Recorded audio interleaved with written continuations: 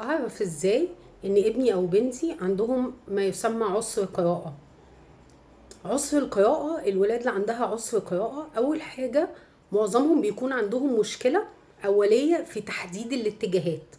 في منهم بيكون ساعات منهم جزء، دي بقى نسبة صغيرة، بتكون نسبة صغيرة ساعات اتأخروا في الكلام وهم صغيرين.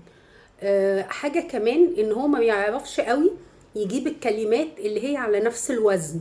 اوكي، اللي احنا بنسميها في الانجليزي rhyming words. اوكي، اللي هي كلمات مثلا زي هاند ساند، ونخلي الكلمات كل ما كبرت كل ما بقى الموضوع بالنسبة له اصعب واصعب.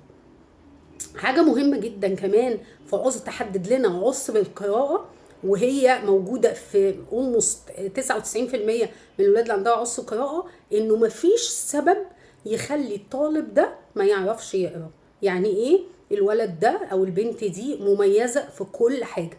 الحساب بتعمله كويس، مش عندهاش مشكلة او ما عندوش مشكلة خالص في الحساب، ما عندوش اي مشكلة في الحياة العامة كلها، ما عندوش مشكلة خالص في ان هو يتكلم ويناقش افكاره ويناقش الايدياز بتاعته، يناقش خطة، يعمل اي حاجة.